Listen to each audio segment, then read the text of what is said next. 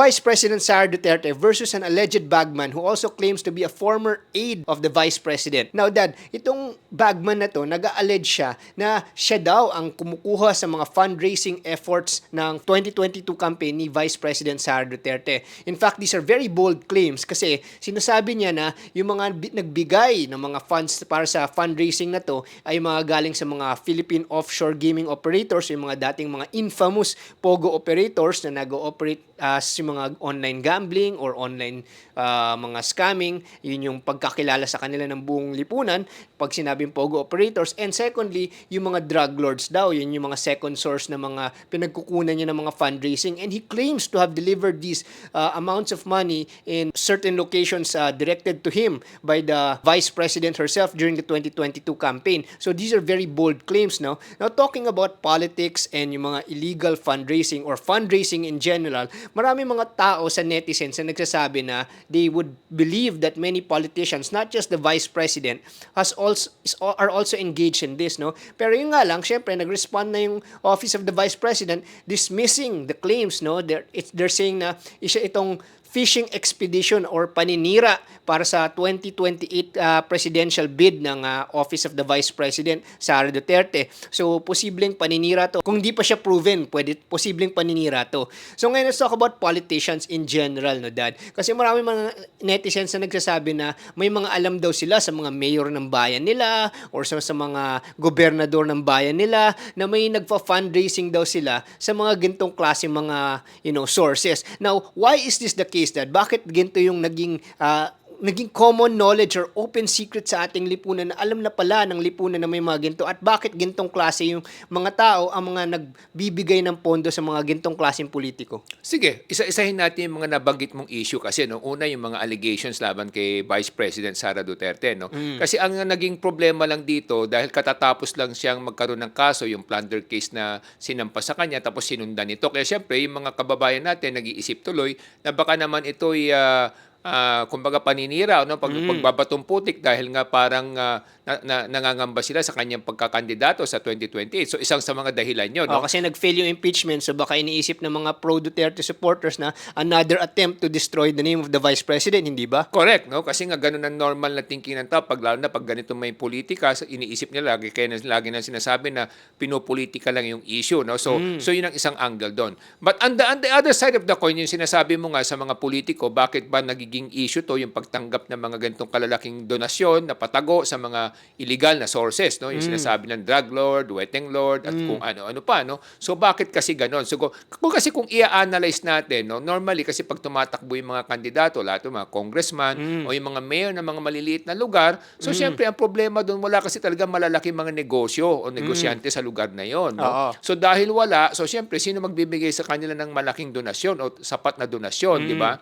Dahil ang kalakalan sa bayan natin ay pag kumakandidato, nagbibigay sila ng mga pera sa mga botante, saka sa mga leaders nila, o mga coordinators nila, supporters nila. Yung iba nagbibilihan, nagbabayad ng boto. So, napakalaki ng gastusin kung kakandidato. So, sino yung magbibigay sa iyo ng contribution? Kung yung mga maliliit na negosyo o yung mga branches lang, halimbawa ng Jollibee o McDo o let's say Pizza Hut, bakit naman sila magbibigay sa iyo kung sila ay lehitimo nagnenegosyo at nagbabayad naman sila ng buwis? At saka maliit ang kinikita. Maliit ang kita niya, nagbabayad sila ng business tax. So, bakit naman sila magbibigay sa iyo? Hindi ba? So, ang mga magbibigay lang sa iyo ay yung talagang may malalaking negosyo doon sa lugar mo o may mga kontrata sa gobyerno doon sa lugar mo.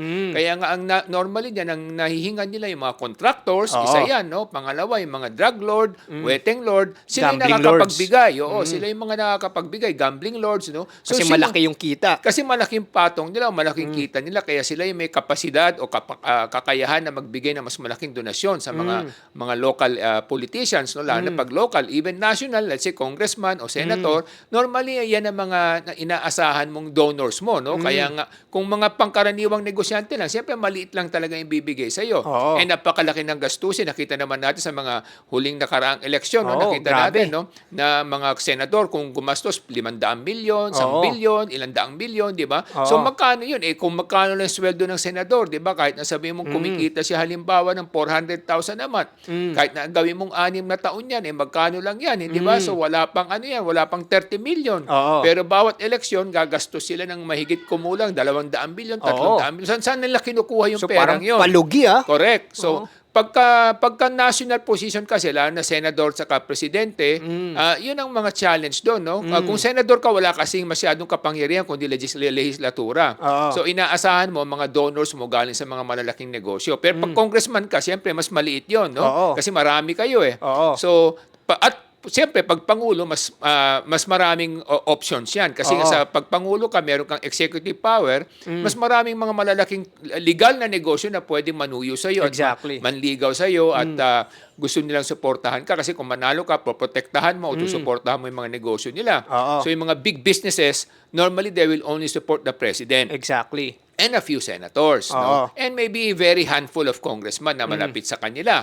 Pero yung mga normal businesses, yung mga medium-sized, small-sized businesses, they can also give but it's only a small amount. And kasi marami rin kayong humihingi ng tulong, mga Oo. mayors, councilors, congressmen. So, Oo. dahil sa maraming humingi, siyempre maliit-liit lang din yung kayang ibigay ng mga maliliit na negosyante, Mga mga legit, medium-sized, oo. saka Oo. mga legitimate businesses. No? Exactly. So, yun ang challenge talaga ng isang politiko pagkakandidato at umaasa sila na makakukuha sila ng donor. And normally, sa mga private businesses, wala sila masyadong maasahan kundi kapiranggot na suporta. Kaya nga sila natutokso minsan na lumapit sa mga gambling lord o nilalapitan sila ng mga wedding lords at mga drug lord kasi sila yung kayang malaki magbigay, no? Magsuporta. So, these are the challenges. No? But in the case of Vice President Sara kasi, balikan natin, no? Kasi nung panahon nung tumatakbo siya, yung tatay niya, presidente. Yun no? nga eh. So, syempre, parang dito nga na ngayon nagkakaroon ng agam-agam, yung second thought na sinasabi natin. Kung presidente yung tatay niya, Madali mag-fundraise. she doesn't need to go through this angle, no? Oo. Kasi nga ang point diyan yung mga big businesses definitely to win the support of the father, they would easily give, no? Kasi Exactly. nakaupo pa naman yung tatay Oo. during the campaign period eh. So they would easily give because of the father, no? So hindi niya talaga kailangan ng ganung klaseng suporta from that Oo. side, no? But if that happened, assuming it's true, no? Assuming it's true, ang tanong diyan, baka yung mga tao niya natukso, no? O baka naman natukso rin kung sino man sa grupo niya natanggapin yung mga ganung donations, So di ba? possible na may mga taong nagfa-fundraise on behalf of her name tapos kinuha yung pera in behalf of her. Posible din That's a yun. possible Kasi angle. possible yun, no? Kasi yung mga malalapit sa'yo, siyempre, yung mga negosyante na mga gumagawa ng mali, kung nakita nilang parang malapit ka, katabi mo, o lagi kang kasama, so nagtitiwala sila na kahit na papano, makakarating yung suporta nila at ikaw yung magiging pananggalang nila kung sakasakali, no? Na kailangan nila ng tulong. So, these things, this happens in a real political situation. No? Kaya nga sinasabi natin, paulit-ulit, para maiwasan sana itong mga ganitong sistema. Gayahin na lamang natin, kopyahin natin yung sistema Exactly. sa Amerika. Oo. Two-party system only, tapos popondohan ng gobyerno Yun. para Oo. yung mga kandidato hindi nagagawa ng mga kabalbalan, kawalanghiyaan at katiwalian sa ating lipunan. Now let's talk about yung mga donors na to na mga illegal. Like example, nagbibigay sila sa mga mayor or governor. Let's talk about executive positions first. How does this compromise their leadership pag nanalo sila? Oh, siyempre, definitely, no? Definitely apektado 'yon kasi nga siyempre pag may ginawa silang mali sa lipunan o sa kanilang lugar, kahit na papaano parang nagkakaroon ng moral obligation o obligasyon yung nanalong mayor or Utang na governor. loob. So please take note that if you're the mayor, you're the deputy commander-in-chief of the police. Yun. So pwede mong kausapin yung mga police na to look the other way, na to turn a blind eye kasi nga kaibigan mo yan o Oo. pinoprotektahan mo, kinokoberan mo. At ang masakit pa niya kung patuloy pa rin ang bigay sa'yo, kung nanalo ka na, di mas lalong parang kasama ka na, hindi ka lang protector, para ka ng partner nung mga drug lord na yon o gambling lord. So yun ang mga challenges kasi dito kung lalo na hindi suportado yung funding ng mga kandidato. Siguro sa mga taong nanonood, is it clear or indicator kung talamak ang drugs or bentahan ng drugs sa isang bayan or talamak ang sugalan doon, posible ba na nabigyan ang mayor during the campaign? Is that a possible sign or what do you think of that? Well, ang kasabihan niya kasi ganito nga, kung ikaw yung pinuno ng isang lugar, ng isang lungsod o ng isang munisipyo at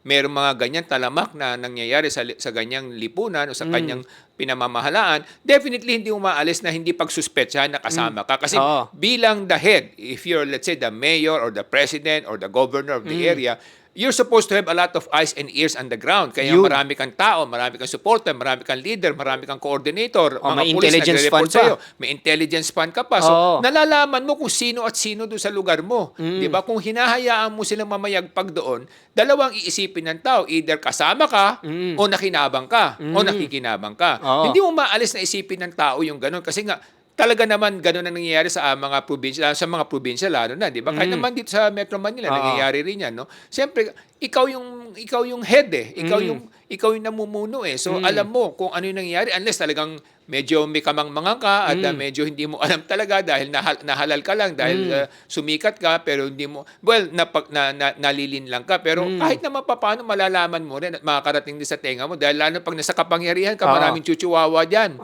Maraming nagsusumbong sa iyo. Kahit na maitago yan, talagang makakarating pa rin sa iyo yan kasi maraming gusto pumapil sa iyo dahil nga sa kapangyarihan mo.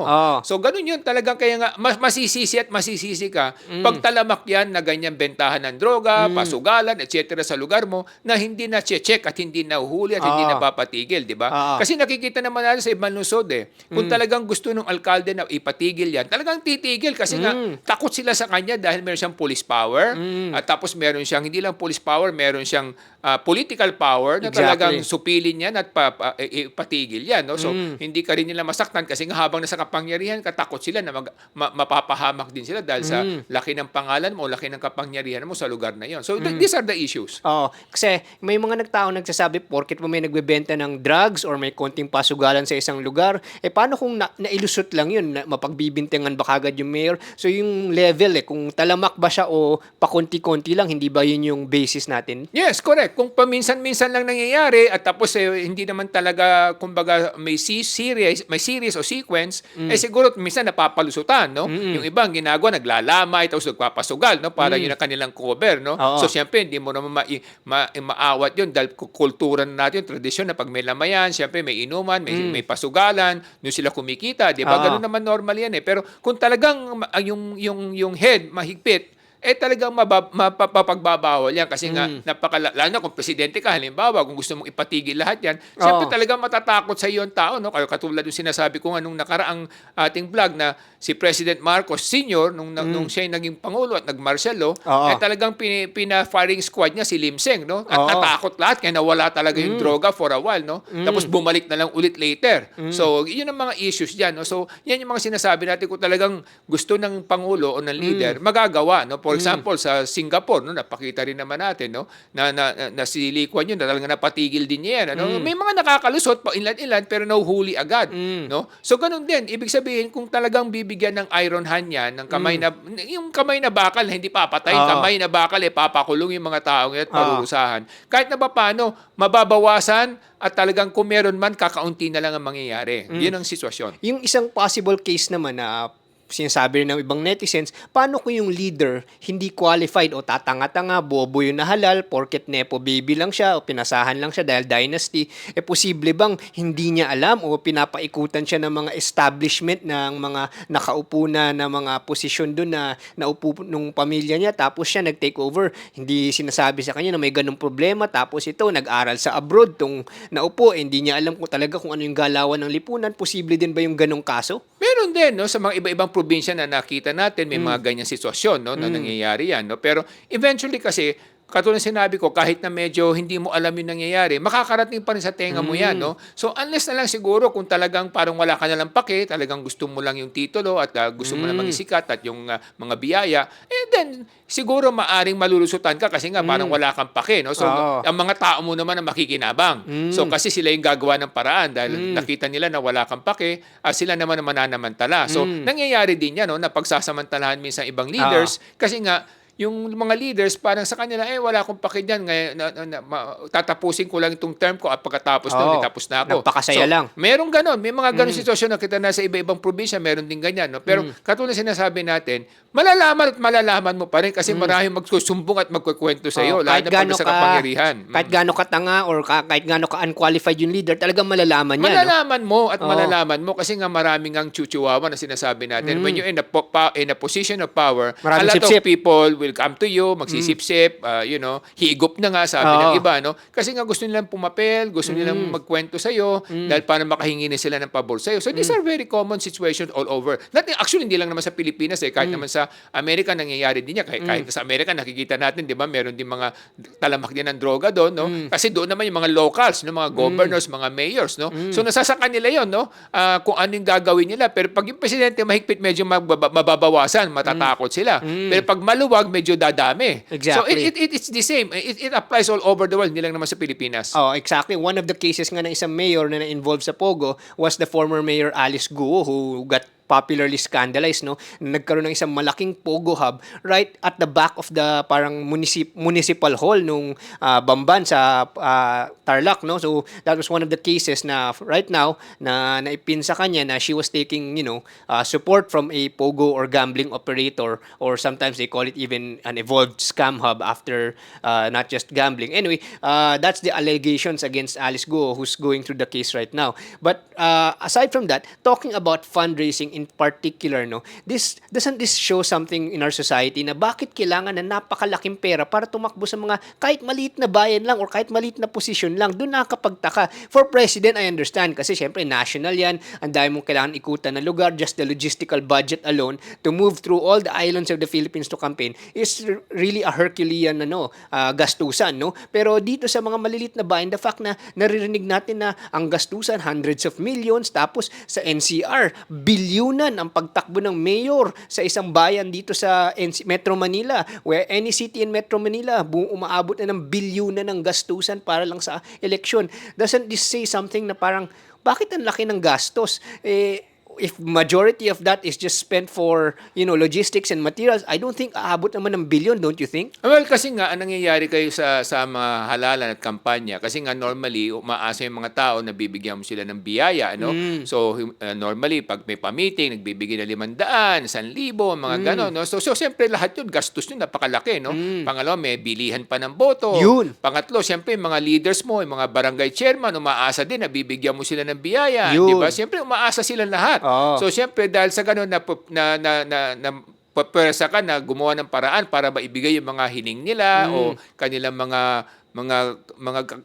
kagustuhan, no? So kinakailangan pinagbibigyan nila 'yon. So natutokso sila, ano ko yung kalaban mo magaling din o sikat din, no? So siyempre mas parang na kayo, labanan ng parang highest bidder na 'yan, no? So Oo. kaya nga talagang lumalaki yung gastos kasi nga lahat nagbibilihan, nagbibigayan. So pag hindi ka nabigyan, parang hindi mo siya iboboto. Kahit gusto mo pa siya. Kahit na gusto mo pa, ang gusto mong iboto yung nabigyan ka. So yung mga ganung kaugalian din ang hindi maganda sa sistema natin, no? So yung sistema dapat bago sa yung pag-iisip at kultura ng ating mga kababayan. But doesn't that show na medyo may kakulangan sa educational quality ng mga tao natin? The fact na very transactional sila bumoto. Kukonsider lang nila kung sino yung nagbigay sa kanila. So example, may isang napakagaling pero hindi naman nagbigay sa kanila. Pagpipilian lang nila yung mga nagbigay sa kanila. So example, yung sa 5 kandidato, 2 yung nagbigay sa kanila. So yung 2 na lang yung pagpipilian nila. Isn't that like a sign of a poor quality education in our country right now? Well, isa yun, no? Kulang sa edukasyon at kaalaman, no? Kung ano yung mangyayari, no? Kasi nga normally sa kanilang isip, sa kanilang kultura din, it's a kind of mental framework din kasi, no? Mindset din yan eh. Ano ba mindset ng mga kababayan natin? Hindi naman sa lahat, no? Pero marami sa kanila, hindi naman karamihan din, pero marami sa kanila ang naniniwala na pare-pareho naman magnanakaw yung mga yan. So at least dito nakinabang kami na may binigay sa amin. Pero hindi nila nakikita yung ganung mindset, mali yun kasi ang pinapahirapan nila yung kinabukasan ng mga kabataan, ng mga mahal nila sa buhay. Exactly. So yun ang magbabayad kasi nga yung taong yun, kung maluluklok yun na maupo, so syempre gagawa rin siya ng mga paraan na mababawi niya yun at mas malaki pang kikitain niya kasi nga bakit siya nagpakahirap at gumastos parang ganito yun, namuhunan ka sa negosyo. Ina-expect mo na malaki rin yung kikitain mo kung malaking pinuhunan mo. Hindi lang bawi, kita Exactly. pa. Siyempre dapat. Bakit mo pa, kung babawiin mo lang, bakit ka pa tumakbo? Parang ganoon ang mindset din ng mga politiko, Exactly. di ba? So but in fairness to some, there are really quite a number also na talagang they have good-hearted intention, no? They have good intentions, no? So, yun naman per bibihira yon, no? Normally they are the rare example or rare commodities in our political circumstances, no? So kaya ngayon na naging challenge sa ating bayan. So normally we get to elect people who have spent a lot of money And because of that, they are also tempted to make a lot of money. And ang isa-sacrifice ay yung mga kapakanan ng ating mga kababayan. Yun ang nagiging problema ng ating lipunan. Oo, kaya nga sinasabi ko sa ating mga kababayan, dito sa Ilocano Defenders Party List, ginagawa namin itong mga podcast kasi sa amin, ang aming advokasyo, edukasyon. Pag mataas ang edukasyon, maiintindihan nyo. Yung mga nagbibili ng boto, hindi yan yung isang malaking red flag yan. Pag bumibili sila ng boto, isipin mo, bakit sila nagkaroon ng ganong pera? Kung may edukasyon ng bayan, mas maintindihan at tatalino ang mga botante natin. Kaya sa amin, gusto namin na ayos ang edukasyon, hindi lamang para sa henerasyon ngayon, kundi para sa mga anak ninyo at magiging apo ninyo na maging parang America or first world country na tayo, na hindi tayo nabibili, hindi tayo nagbebenta ng boto. Kasi yan ang aming pinaglalaban. Edukasyon para sa bayan. Para sa edukasyon, ako si Morgan Sain, yung coach ng bayan. Mga minamahal kong kababayan, kami sa Ilocano Defenders Party List ay naririto upang ipaglaban ang kapakanan ng ating mga kababayan. Wala kaming kinikilingan o pinapaboran o sinasandalan kung sino man mga politiko o sino mang grupo. Ang sa amin lamang kung ano yung makakabuti sa ating sambayanan at ano yung magbibigay ng katiwasayan sa ating mga mamayan. Ako po si Michael Sa, inyong dad ng bayan.